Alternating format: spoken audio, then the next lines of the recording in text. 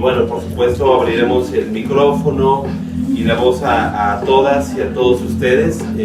Ojalá les motive justamente esta conversación para seguir dialogando en torno a Escafandra de César Gándara.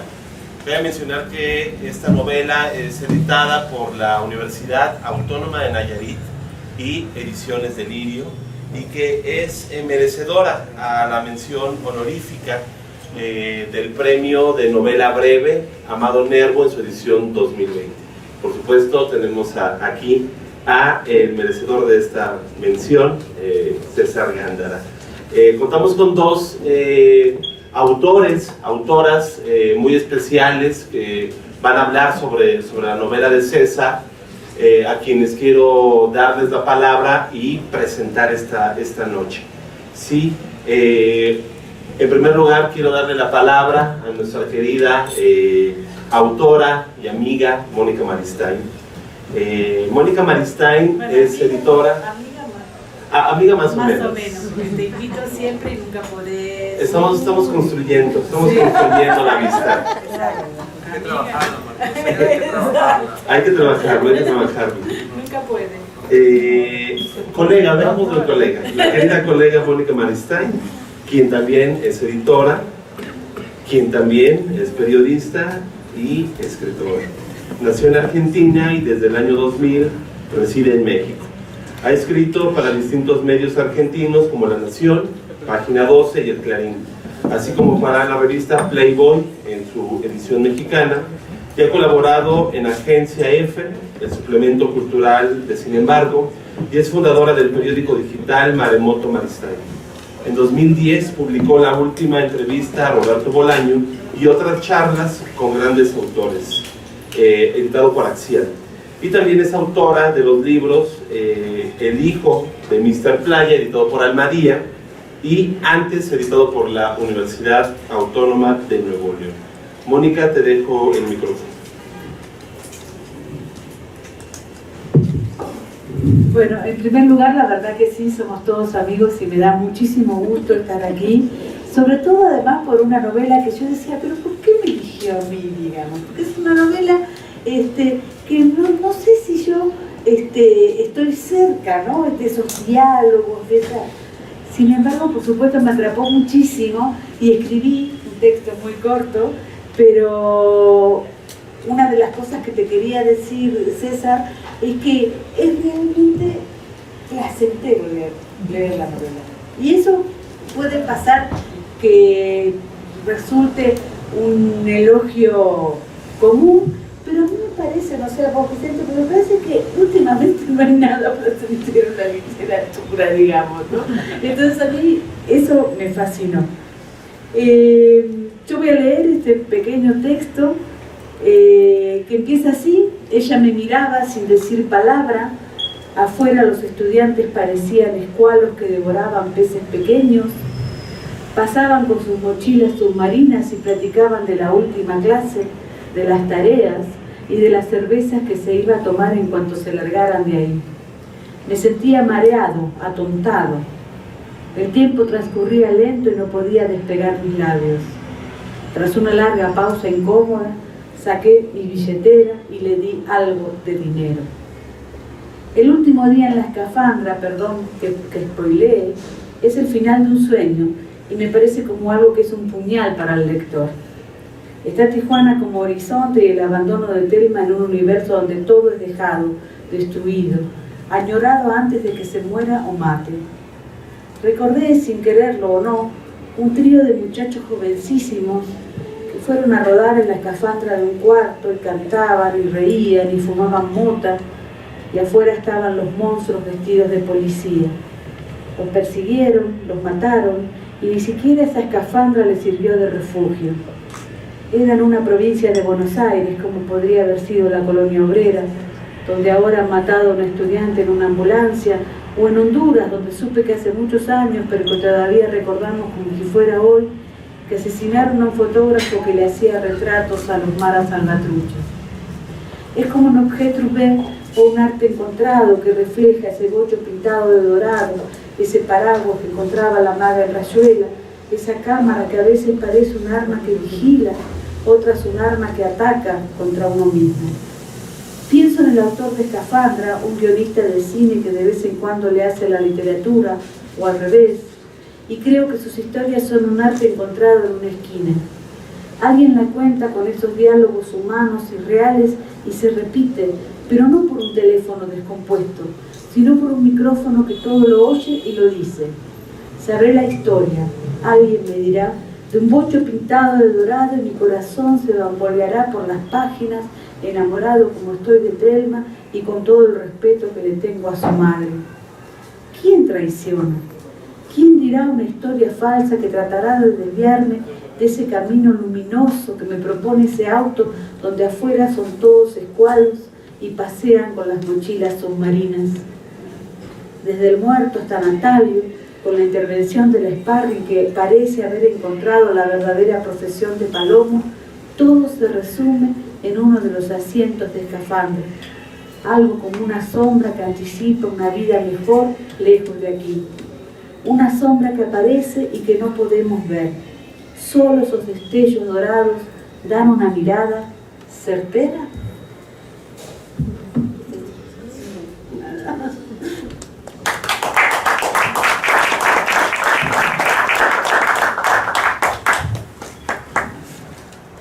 Mil gracias, Mónica, por esta lectura.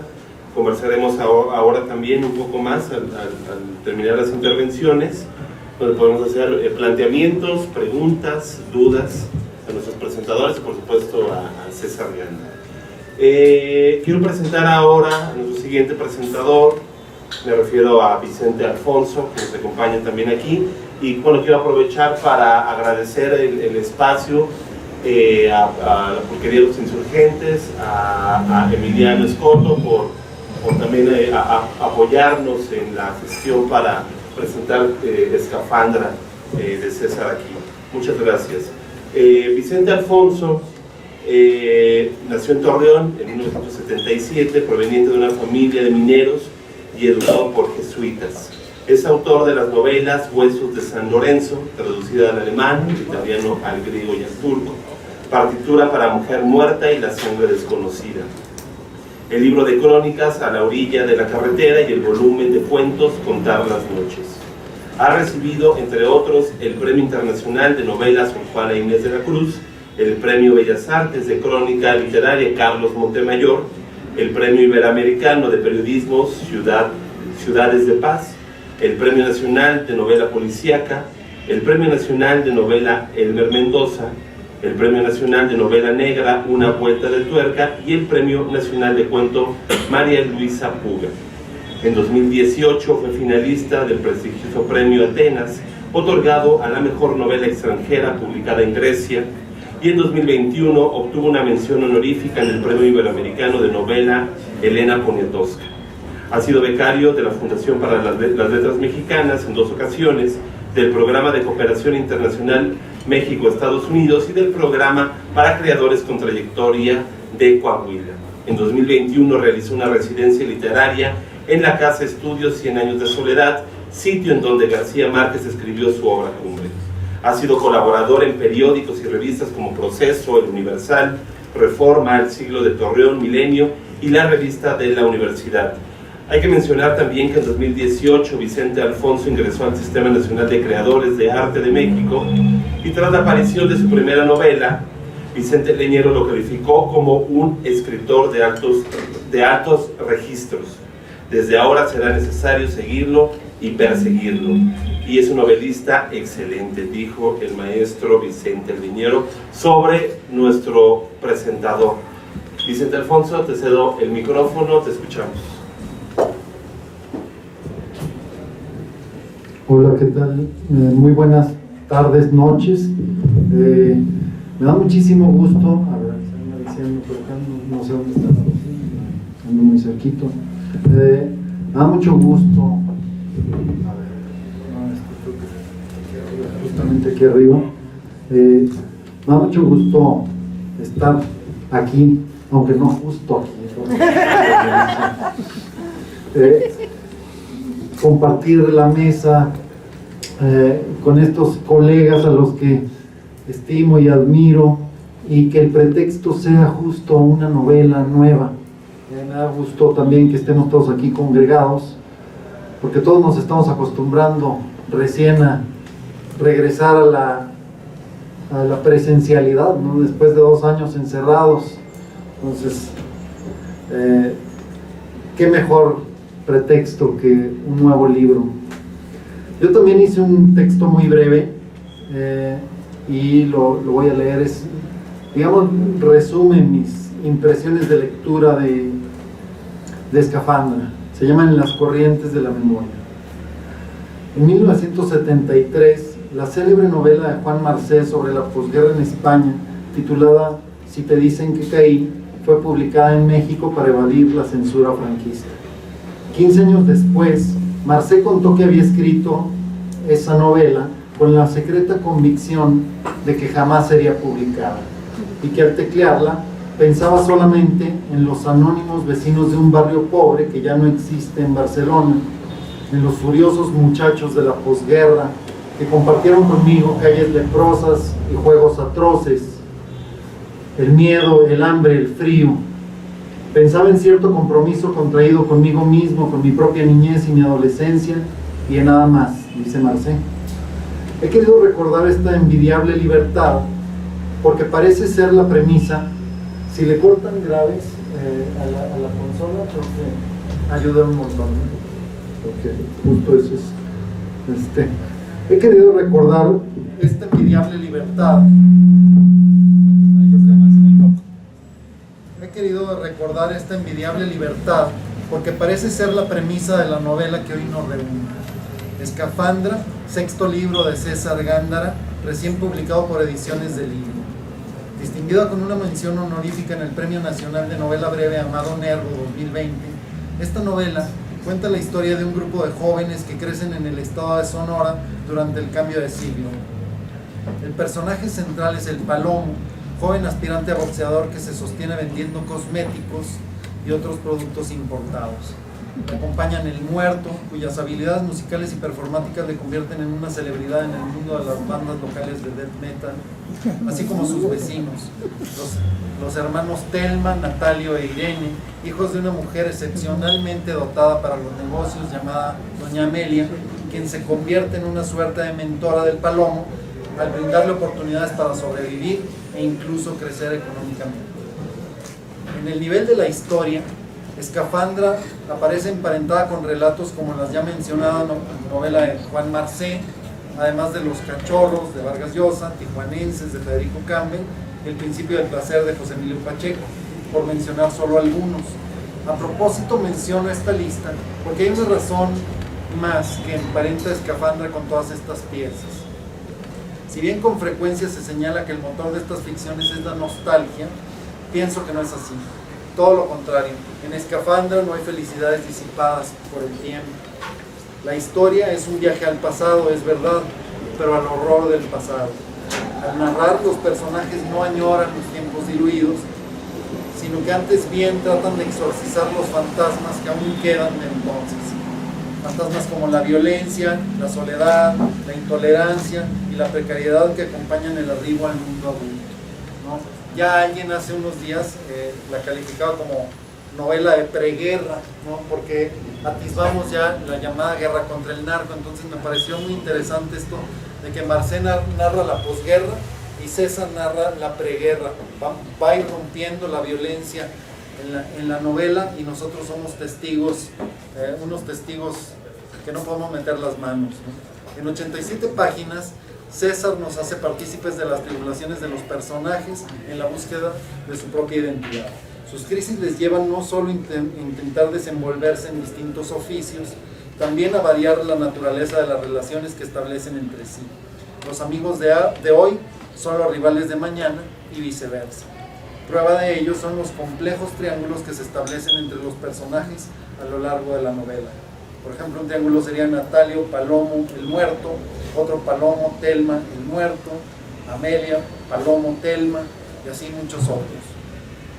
Un símbolo de la naturaleza siempre cambiante de estas relaciones es el vehículo que da nombre al libro, un viejo Volkswagen color dorado que a lo largo del relato cambia varias veces de dueño y que puede ser visto como la representación de la frágil burbuja de confianza que se construye entre dos o más personajes, pero también como el instrumento que años después, cuando la historia relatada ya ha concluido, permite sumergirse en los recuerdos. Eso nos lleva del qué al cómo. En su nivel formal, Escafandra encuentra su estructura idónea en los mecanismos de la memoria. Con esto quiero decir que los lectores no asistimos al desarrollo de la historia en una secuencia rigurosamente cronológica, sino a su reconstrucción a partir de los recuerdos del palomo. Porque más que reproducir, sabemos que la memoria inventa, recategoriza y reorganiza.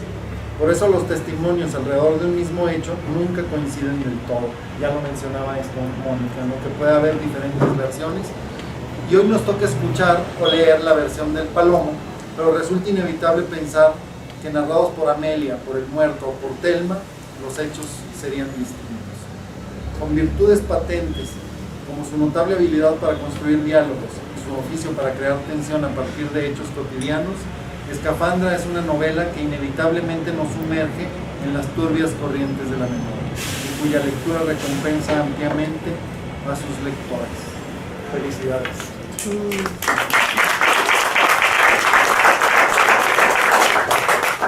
Ahora sí, podemos empezar a hacerle preguntas. Sí, por supuesto. Muchas gracias.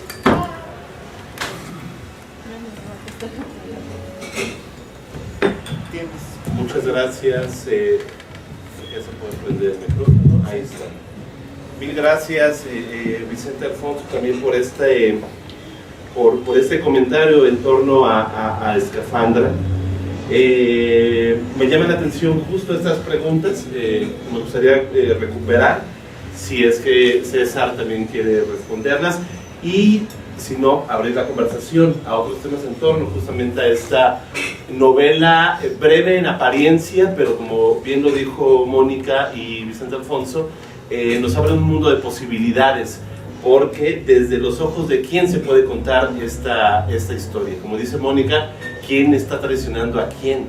Depende, y como lo dice Vicente Alfonso, depende desde los ojos y perspectivas de quién. Del aparente protagonista, que es Palomo, o de las personas que están a su alrededor, Amelia, Telma, el muerto, ¿no? Quienes juegan también un papel muy importante en esta trama. Me gustaría señalar un punto que me llamó mucho la atención de lo que dice Vicente Alfonso sobre una novela de preguerra. Claro, una novela de preguerra, un momento previo a la guerra contra el narco, ¿no? Yo lo situaba y se lo dije en su momento a César. También me parece un momento previo a un momento histórico, que es un momento previo a la entrada del neoliberalismo a nuestro país. Que estos protagonistas, estos personajes trabajen y se ganen la vida en un mercado vendiendo fayuca y vendiendo un montón de productos, es un momento previo a la explosión y a la apertura de los mercados en el que vivimos el día de hoy. Tratar de conseguir ciertas cosas o traficar ciertas cosas, no solamente drogas, que también lo habla César, sino más bien productos de la vida cotidiana, es un momento previo al neoliberalismo. Entonces en ese momento, antes de finales de los 80s, principios de los 90s, César nos va a establecer muy bien ese contexto histórico también, pero sobre todo en el argumento que, como bien dice Mónica, sin dudas nos deja muy claro que estamos leyendo una novela escrita por un guionista de cine o de series de televisión, o al revés, o es un guionista que hace novelas, o es un novelista que está haciendo guiones. Vamos a ver, quiero presentarles entonces a nuestro autor. Pero por otro lado también me parece que es una novela sobre la masculinidad, ¿no? Claro. Y la masculinidad a veces no ocupa Escafandra, digamos, me parece que se escapa, no sé, ¿cómo lo ves? Es una cosa que quería preguntar. Claro. Leo dos líneas de César y te arrancas, querido César. César Gándara es narrador y guionista sonorense, autor de libros como Escafandra, editada por Ediciones Delirio, La Joroba de la Bestia, por Ediciones B, Sombras del Vacío, por Nortestación, y Rebelión de los Fanáticos, por Terracota. Ganador del Premio Nacional de Cuento Beatriz Espejo en 2021 y mención honorífica del Premio de Novela Breve Amado Nervo 2020, justamente por Escafandra. César, ahora sí, arranca. Defiéndete de todo lo que se han dicho. Derecho de réplica. Son muchas cosas, a ver si me acuerdo. Bueno, primero que nada, buenas noches. Muchas gracias a todos por estar aquí, es un gusto, de verdad. Muchísimas gracias a La Pulquería, muchísimas gracias a mi querido Emiliano también por abrirnos el espacio, por poder estar aquí, porque para mí también es como un lugar muy emblemático para poder estar hablando de bochos, de rock, de drogas, de un momento de música, de death metal. Creo que estamos en el lugar indicado para estar presentando esta novela. Híjole, ¿por dónde empiezo? Ya no me acuerdo. Porque al ser tan masculino, o por ser tan masculino, haces la última escena del La última escena del libro. Mira, la última escena del libro, lo que pasa es que, híjole, es un poquito difícil contar cosas sin spoilear, ¿no? Pero un poco, digamos que la idea, a ver, voy a tratar de decir sin decir. O sea, para mí la idea de esta historia es justo, como bien lo mencionaba mi querido Vicente, es una nostalgia, pero no es una nostalgia de, ay, qué bonito, o sea, más bien es como un recuerdo, o sea, y sí es como una novela de un muchacho que está aprendiendo cosas de la vida, ¿no? Y se está construyendo él mismo y él tiene una idea de que la vida es de una manera y no sé si le suena familiar, pero pues luego se va haciendo grande y se da cuenta que pues la vida no es lo que uno quisiera o lo que uno sueña, sino que es lo que es y pues a veces es terrible, ¿no? Un poco para mí era como contar esta historia y en ese sentido la escafandra sí era como un símbolo de un lugar o un espacio, una burbuja donde él y sus amigos podían estar y podían como apartarse un poco de la realidad que estaban viviendo, porque pues además son chavos que pues económicamente pues, no eran muy bollantes, pues comprar una caguama era como una cosa, ya era toda una aventura, ¿no? O sea, desde cosas como ese tipo, y entonces es un chico que siempre además siempre que está fuera de la escafandra, siempre tiene que estar tomando decisiones, ¿no? Porque no sabe si quiere ser boxeador o si quiere ser emprendedor de negocios y poner su puesto de payuca, pero más grandote, no sabe si quiere una familia o si se quiere escapar con su novia, no sabe si quiere estar con sus amigos a donde lo quieren llevar o quedarse y seguir siendo boxeador, no sabe si quiere ser boxeador profesional, ¿no? Entonces es como un muchacho que siempre está tomando decisiones y a mí como que a mí me llamaba mucho, me atraía mucho Palomo porque pues no importa la decisión que tome Palomo, creo que siempre pierde, ¿no? Y no importa la que tomara, aunque tomara otra iba a perder, ¿no? Entonces, en ese sentido sí es una novela que sí está contada desde los ojos de Palomo.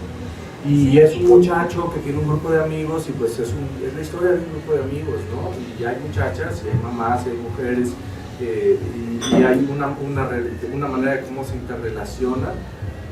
Pero yo creo que pues así es una novela como muy masculina en ese sentido, pero a mí, por ejemplo, los personajes femeninos que están construidos ahí también me gustan mucho y creo que también tienen sus decisiones, tienen su propia dignidad, o sea, y justo lo que se va haciendo es como un enredo de todas estas relaciones que mencionaba Vicente, ¿no? O sea, cómo van como canicas, ¿no? Una golpea a una y eso desencadena una consecuencia con la otra, un poco así.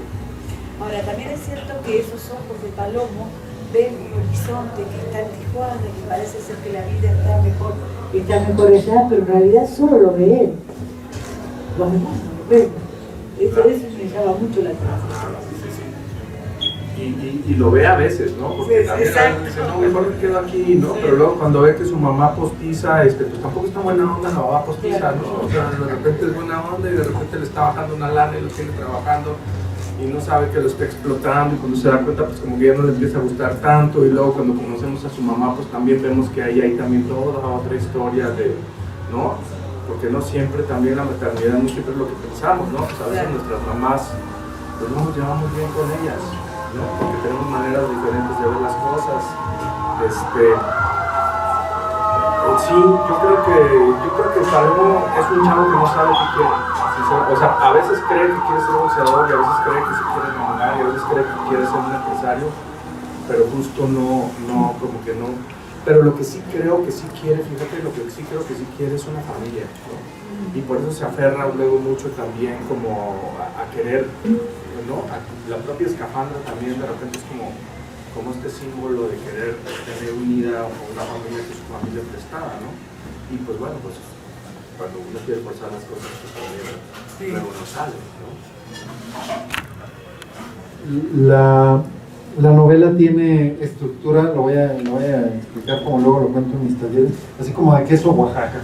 O sea, es un nudo que tiene uno que tira como de una hebra y va sacando la historia, ¿no? Porque ahorita que hablaban de la escena final, bueno, es la escena de la última página, pero no la escena final cronológica, ¿no? Entonces, eso también, por eso yo hablaba de los mecanismos de la memoria, ¿no? Porque es como estar hablando directamente con el Palomo, y cuando nos ponemos al corriente con un amigo, después de años de no verlo, algo que nos está pasando mucho en estos momentos, tendemos a hacer esas reconstrucciones un poco caóticas, que priorizan no en lo cronológico, sino en otro tipo de aspectos. ¿Cómo llegas tú a esta estructura? Sí, bueno, totalmente de acuerdo contigo, Vicente. O sea, para mí la memoria es justo la palabra clave, ¿no? O sea, sí está contada, porque efectivamente el Palomo que nos está contando esta historia nunca se sabe qué edad tiene, pero por la manera en que la cuenta y por lo que dice y por la manera que sentimos lo que él siente cuando nos lo cuenta, nos damos cuenta que es un hombre mayor, maduro, adulto, ¿no? Es un hombre adulto, no sabemos cuántos años tendrá, pero ya pasó mucho tiempo y también hay, justo creo que eso es lo que le da también como esta pátina, ¿no? A la historia. Y los 90s también, me voy acordando de lo que vas diciendo, ¿no? Los 90s también, algo que también para mí era muy importante también era como contar también una época que ya no podría volver a ser, ¿no? Ese México del norte y en el país total creo que ya no puede existir porque esta avanzada, siempre ha existido violencia en México, ¿no? Y ya lo hemos platicado mucho con muchos amigos, ¿no? La revolución, la independencia, los cristeros, etcétera. Somos un país que siempre ha estado en esto, pero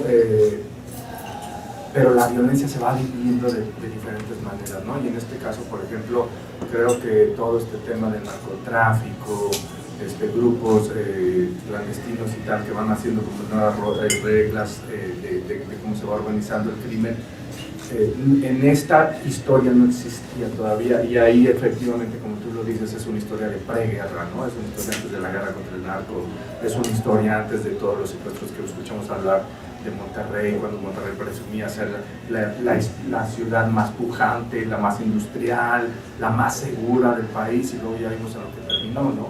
Y justo es esto, ¿no? Es este previo antes de, ¿no? Y también, como bien lo mencionaban, es una historia que también habla de mucha segregación, de mucha discriminación, porque pues, también es una época en la que ser rockero era casi un delito, ¿no? Y te golpeaban y te pelaban y te hacían un montón de cosas por la música que te estaba escuchando. Ahora,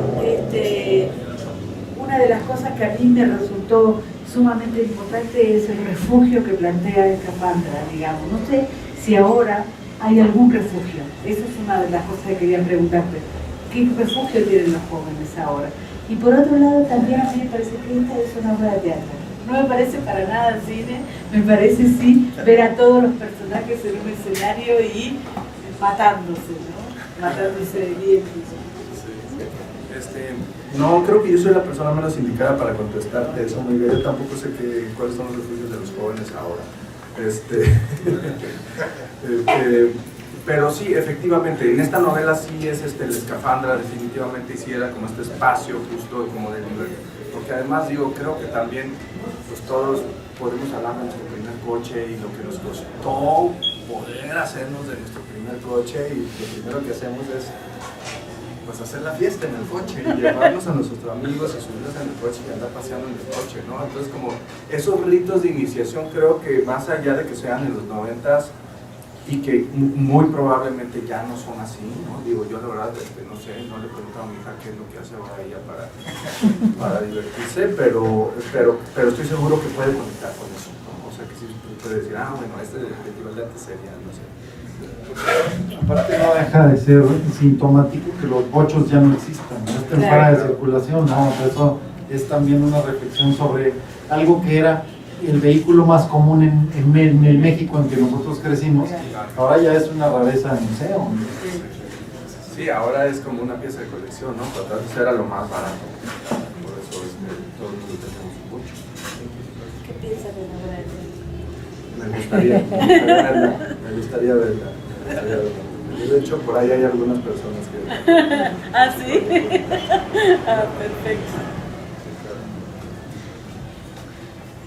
Muchas gracias, César. A mí me gustaría, antes de abrir el micrófono al público, justamente que nos contaras un poco sobre cuándo inicia la escritura de la novela, ¿no? Sabemos que es la memoria la que empuja todo, ¿no? El motor, la memoria de un tiempo, quienes vivimos justamente ese momento previo al fin de siglo, nos recordamos cómo era eso, como bien lo dice Mónica y Vicente, ¿no? O sea, tener que el sueño del adolescente joven sea tener un primer carro, cosa complicadísima, no había créditos, no era que las familias tuvieran 5 carros como hoy, ¿no? Sino que era complicadísimo, y que sea un Volkswagen, ¿no? Un bocho, el sueño a perseguir, y como bien lo dices, el refugio, ¿no? En donde todas sus aspiraciones o frustraciones podían tener una salvación dentro del bocho y dentro de esa familia ficticia o no familia que se fue construyendo el mismo Palomo entre la marginación y el rock and roll, ¿no? Como dice por ahí alguna canción de rock urbano. Entonces, cuéntanos cuándo se comenzó a construir la novela, en qué tiempo y por qué irse justo a ese periodo, César. Sí, gracias Marcos. Antes de contestarte, me gustaría hablar un poquito de lo que dijiste de los bochos, porque justo para mí lo que más me costó trabajo de esto fue como llegar al bocho, ¿no?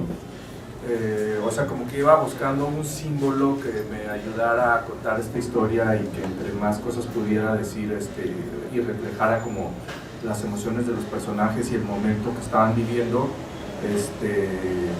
Eso fue lo que más me costó trabajo, ¿no? Y entonces por eso, pues bueno, como muchos sabrán, las escafandras son estos cascos que se ponen los buzos para poder vivir en otros medios totalmente ajenos a los suyos, ¿no? Como es vivir en el fondo del mar, o como es vivir en un planeta, en las estrellas, ¿no? Y si no tuvieras ese casco que te provee de ese oxígeno, pues te morirías, ¿no?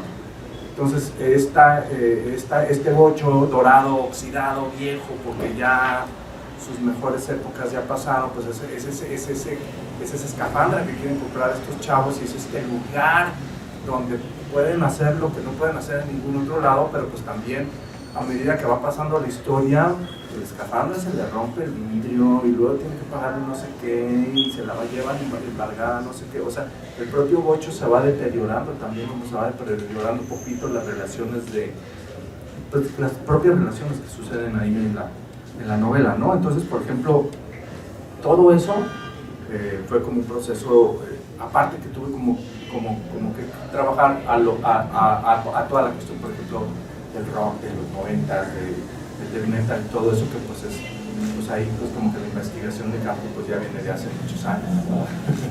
Entonces, y fue como nada más ir como armando las piezas, ¿no? Entonces, o sea, digamos que prácticamente de una manera así, o sea, si tuviera que decir cuánto tiempo me tocó escribirlo, te diría que me tocó 2 años, pero realmente pues te diría que me llevó toda la vida, o por lo menos desde mi juventud hasta ahorita poder escribirlo, ¿no? Ahora, una cosa que quería preguntarte era si era una novela pesimista, hablando de lo que decía Vicente, de que es una novela de preguerra, donde ya no existen los gochos, donde ya no hay refugios para los jóvenes, es una novela pesimista, es una novela que no tiene salida. Pues yo no la veo, o sea, es una novela dura, es una novela terrible, ¿no? Pero no sé si pesimista, fíjate, porque finalmente creo que, o sea, así como te digo también que no importa la decisión que Palomo tomara, iba a perder, creo que tampoco perdió nunca su dignidad, ¿no? Entonces, en ese sentido, pues, o sea, me cae un palo. A mí más o menos. Yo pensaba, relacionado a esto que comenta Mónica, hay seguramente en más de un momento como autor, quizás se te atravesó la tentación de tener compasión de tus personajes, porque a algunos les va muy mal, ¿no? Y uno dice, no puede ser, o sea, ya les había ido mal y uno espera que se compongan en el siguiente capítulo y les va peor, ¿no? No quiero spoilear, ¿no? Pero, ¿cuáles fueron los retos en ese sentido? Porque a veces uno se encariña con los personajes y está como a nada de salvarlos, ¿no? Sí, bueno, digamos que yo sí creo mucho que cuando uno está escribiendo una historia, pues los personajes van haciendo esas cosas, y esas cosas van teniendo consecuencias, ¿no? Y pues sí, a veces las consecuencias son positivas y a veces son negativas, pero finalmente también creo que todo lo que llega hasta donde llega es por decisión por las decisiones que toman los personajes, ¿no? Y en ese sentido, pues sí, ahí sí seguí los conceptos de mi muy querido maestro Rafael Ramírez Heredia, ¿no? Que él, cuando estábamos en su taller, nos decía que, pues él decía de una manera muy, muy poética que si vas a escribir de mierda, pues te vas a embarrar, ¿no? O sea, tú no decides, tú sí decides lo que vas a escribir, pero una vez que ya empiezas, pues lo tienes que llevar hasta las últimas consecuencias, ¿no? Sí.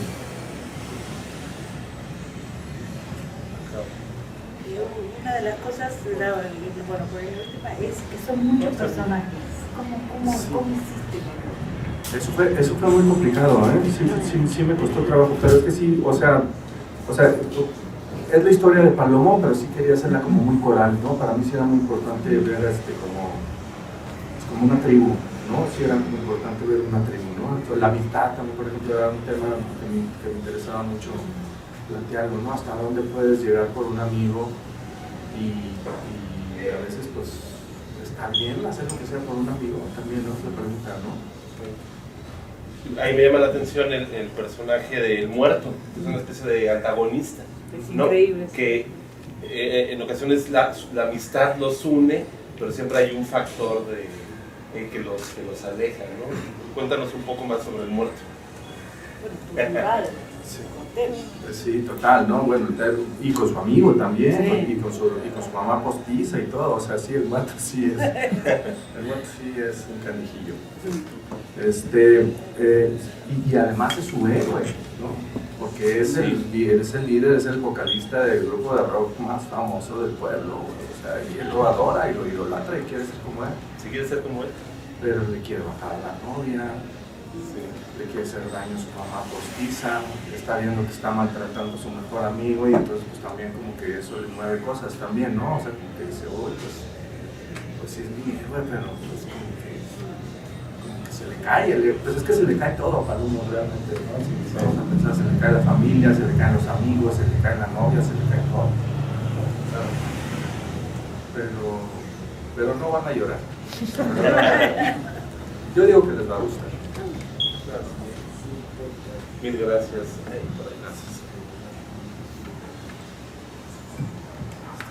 No, y sin embargo es una novela bastante divertida, ¿no? Las situaciones dentro de lo trágico tienen un toque con bastante humor, y el humor que manifiesta el mismo César ante situaciones, entiendo muy bien lo que dice Mónica, ante situaciones que podrían parecer o dirigirse hacia el pesimismo, ¿no? Porque al final de cuentas todo se frustra, ¿no? Ni Pepe el Toro, ¿no? Le va tan mal, pero siempre hay un nuevo objetivo que perseguir, ¿no? Por eso César duda, ¿no? ¿Es pesimista o es optimista? Pues uno se va cayendo como en la vida y uno se va levantando como en la vida también, ¿no? Entonces es eso, en pocas páginas, es una novela de 86 páginas. César nos muestra este universo en un tiempo que ya nos contó ahora, muy determinado, muy específico, no sé si poco narrado, quizás sea no lo sé si Mónica y Vicente, que leen muchísimo y reseñan también muchísimo, hay otros ejemplos de este diálogo con el tiempo, finales de los 80s, principios de los 90s, ese momento muy específico. Yo le comenté a César, tal vez sea solamente la segunda novela que he leído sobre ese momento, que a mí me emociona mucho porque lo recuerdo, no con nostalgia, sino que es muy vivo, ¿no? Es muy presente, lo tengo muy presente en la memoria. Por eso me gustó mucho Escafandra. Pero no sé si ustedes recuerdan una novela justo situada en los 90s, ¿no? Como lo tiene César. No sé si Mónica o Vicente, o ustedes, queridos y queridas amigas y amigos, lo tengan presente. Y bueno, pues bueno. Yo recuerdo dos libros, ahora que lo mencionas. Y creo que es muy interesante porque hay un diálogo generacional, ¿no? No solo con estos que mencionaba que son de los 60s, 70s, sino ahorita que mencionas ese periodo, hay un libro de cuentos de Toño Ramos que se llama Dejaré esta calle, y que, o sea, son exactamente como este momento en donde como generación estábamos enfrentando algo que ya mencionaste tú también, que es se derrumba el modelo económico, vivíamos en el México de las devaluaciones sexenales o anuales, ¿no? Y entonces era no nada más un debate interior de la generación, sino de todo el país, ¿no? Y también recuerdo, y bueno, ahí es comercial porque es mi esposa la autora, Chernóbil de Iliana Olmedo, ¿no? Que en el 86, con este fracaso de lo que planteaban las utopías de Chernóbil, ¿no? de la energía nuclear, pues también pone al mundo a replantearse hacia dónde va, ¿no? O sea, no es casualidad que luego digan que el accidente o que lo ocurrido en la planta nuclear es lo que le acaba de dar la puntilla a URSS, ¿no? Entonces, creo que se está armando una conversación súper interesante, o sea, puesta en ese contexto. Escafandra es riquísimo porque uno ve, generalmente a nuestra generación le vendían este asunto de sigue a los adultos, ellos ya llevan la voz de la experiencia, y leyendo Escafandra uno se da cuenta que los adultos están tan en crisis como los jóvenes, ¿no? Entonces esa es otra de las virtudes de la novela, ¿no? Que no se han comentado. Y yo tengo la novela 1994 de Harper Collins, que no me acuerdo quién la escribió, una chica maravillosa que entrevisté, pero ya no me acuerdo su nombre, en donde plantea precisamente la muerte de Colosio, el levantamiento de Chiapas y la firma del TLC en ese momento, digamos, las tres cosas que pasaron juntas en el 94, y la plantea desde la clase media, porque también hay una cosa que plantear este tema de la desigualdad que hay en México, digamos, ¿no? Cómo vive esta clase baja con el death metal y con todo, y cómo vive la clase media, digamos, todo esto, ¿no? Claro. Y es importante poder rescatar todos esos momentos. Brenda Legorreta, dice Google, 1994 en Brenda, que es un amor, sí. Y yo citaría de Vanessa Guernica, Notas para Bunker Hill, que es una novela igual breve, justo en este tiempo en donde ella, la narradora, ya mayor, recuerda justamente la Ciudad de México a finales de los 80, principios de los 90, cosa que también es una cosa fascinante porque es una ciudad que perdimos, ¿no? Entonces, y que no va a volver, y que aún así existen reductos en donde todavía se puede respirar justamente ese tiempo, pero pues son los menos. Entonces, sí es medio nostálgica, ¿verdad? Estoy pensando lo mejor. Bueno, pues les abrimos el micrófono. ¿Qué piensan al respecto ustedes? ¿Tienen alguna pregunta para César, Mónica y Vicente? Adelante, Emiliano, por favor. Gracias, qué gusto una vez más estar por acá, César. Para la pulquería pues siempre es un honor contar contigo. Ya es el segundo libro tuyo que presentamos por acá y pues bueno, qué gusto que estén todos, muchas felicidades. A mí me intriga mucho, me llama mucho la atención este oficio tanto novelista, ¿no?, como escritor en términos generales, pero la distancia entre escribir libros y escribir guiones para series, ¿no? Tú trabajas con uno de mis más grandes amigos, con Aldo Valenzuela, ¿no?, ahí en Bengala, y en la mesa se platicó mucho sobre los diálogos y cómo los diálogos van construyendo historias, ¿no?, cómo se construyen personajes que son elementos fundamentales para la construcción de un guion audiovisual. Y se planteó en la mesa una pregunta que no sé si respondiste, pero creo que no, que es un poco qué es primero, qué es más fuerte, o desde dónde surge algo que podríamos llamar como un estilo, si más desde el oficio de narrador, desde un oficio de escritor, o desde un oficio como guionista. ¿Y cuál es la relación un poco entre este libro y tus trabajos como guionista? Muchas gracias, Emiliano. No, pues es que la verdad ya no sé cuándo soy guionista ni cuándo soy narrador. No, yo creo que ya está muy asumido eso, ¿no? O sea, yo he aprendido muchísimo del lenguaje audiovisual, y algo que yo he aprendido que me parecen grandes logros del lenguaje audiovisual es el ritmo.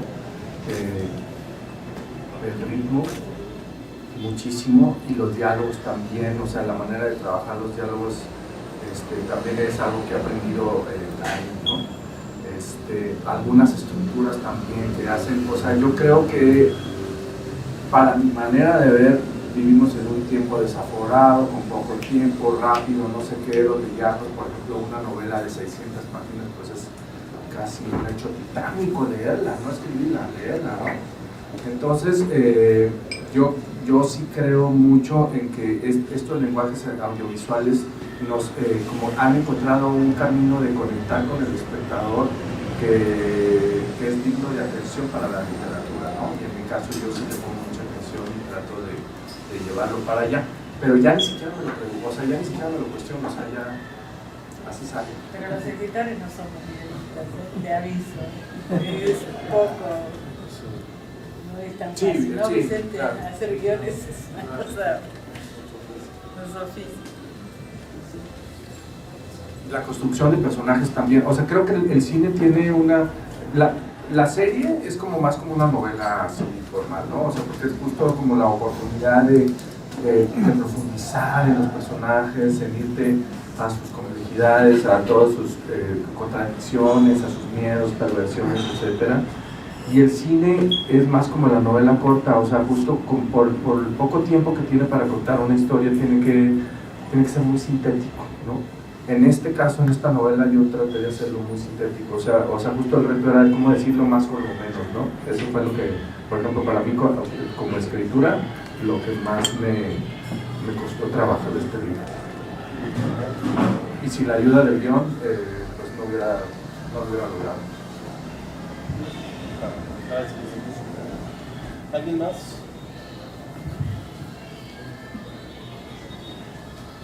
Allá.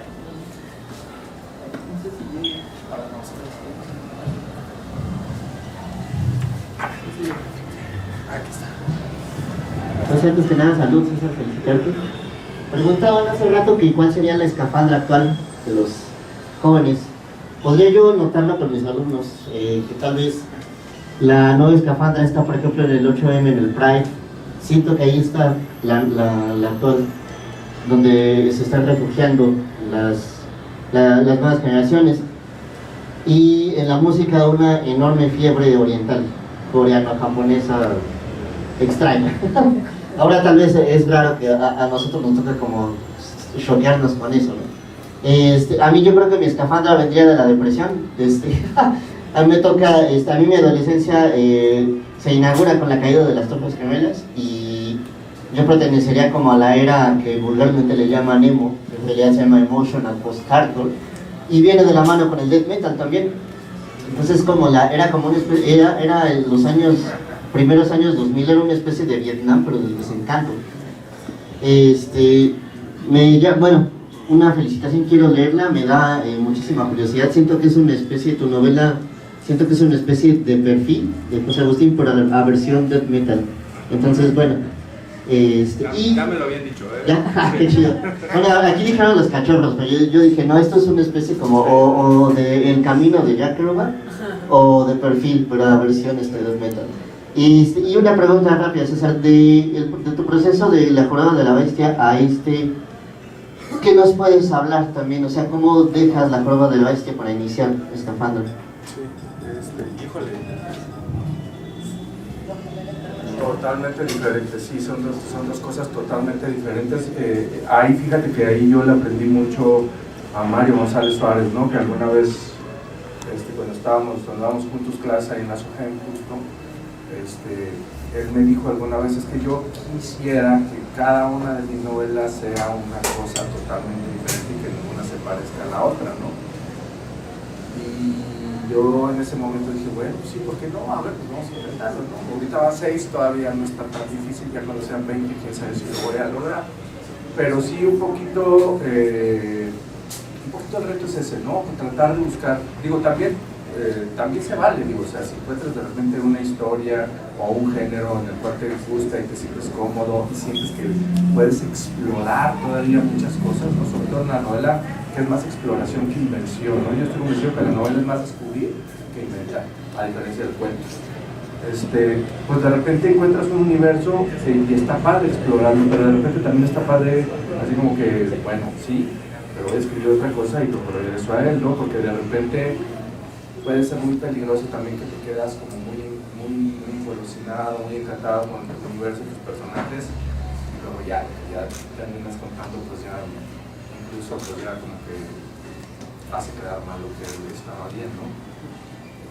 En este caso sí quería contar una cosa totalmente diferente, la técnica narrativa es otra totalmente diferente, o sea, los personajes, sus búsquedas, las edades de los personajes, o sea, todo, no, esto sí es otra cosa muy diferente desde por donde salimos.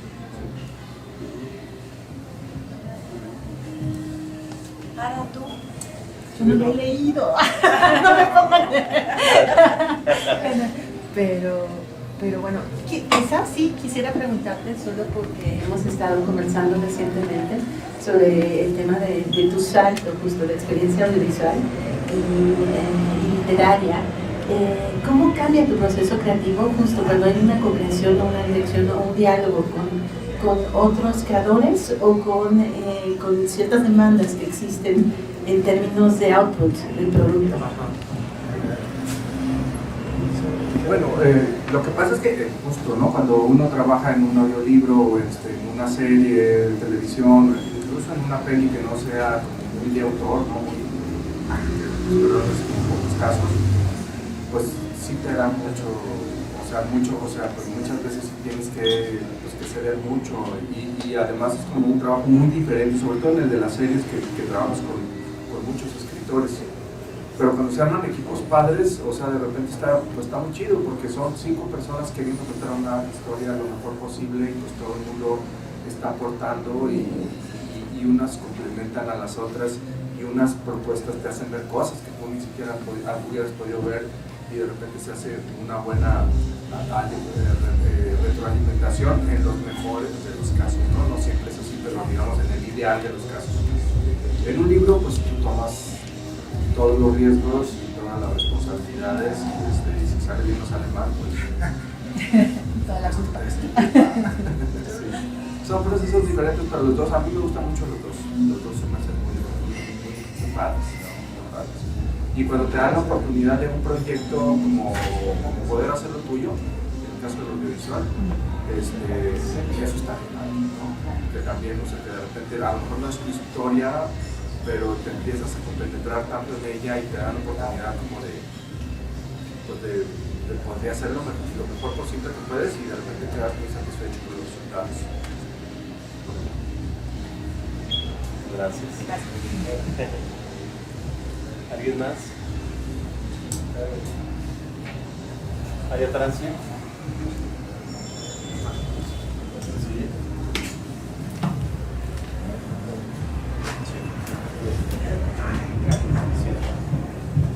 Bueno, ¿qué tal? Buenas noches, maestro Gándara, ¿cómo le va? Pues muchas felicidades en primer lugar, ya por llegar a este buen puerto, que tuvimos el honor de ver su génesis y su proceso de mejoramiento, mejora continua. Pues bueno, ya está por aquí la escafandra y muchas felicidades, carnal. Número 1, esa es la primera. Número 2, un gordito aquí de Ciudad Obregón tatuado, te manda muchos saludos muy ofusivos y pregunta todavía estás sobrio. No sé qué contestarle, ahí los tres. Y número 3, ya la pregunta seria, no la del señor que ya está irreverente. Hemos tenido la oportunidad de conocerte con otros trabajos y yo lo que me he dado cuenta es que hay una constante en ti y en tus personajes, que es siempre este deseo de huida, este deseo de irse de donde están. O sea, lo tiene el Palomo, lo tienen otros personajes. ¿Para ti qué representa pues este deseo de tránsito, de transición, que es muy, muy constante en tu obra?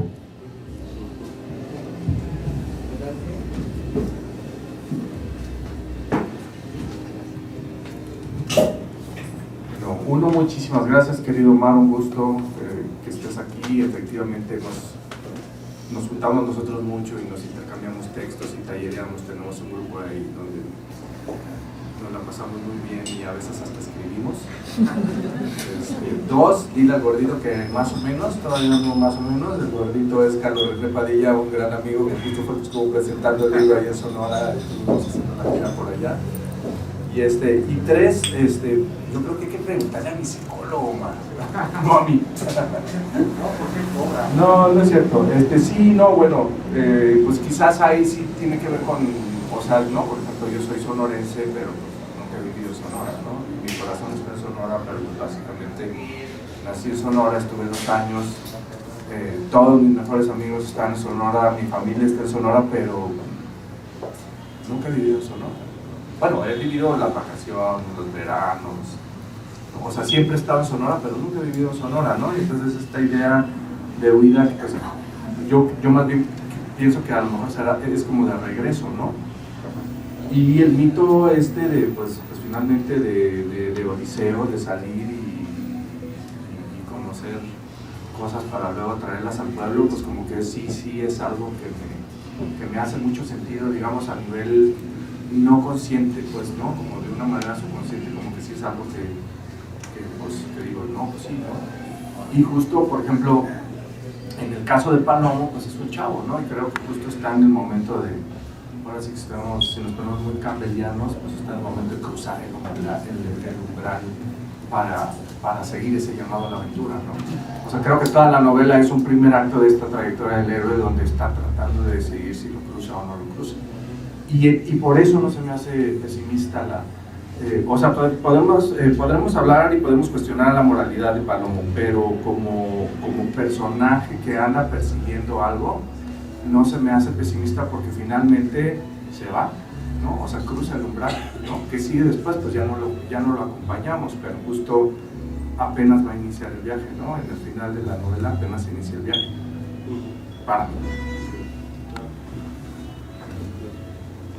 Muchas gracias.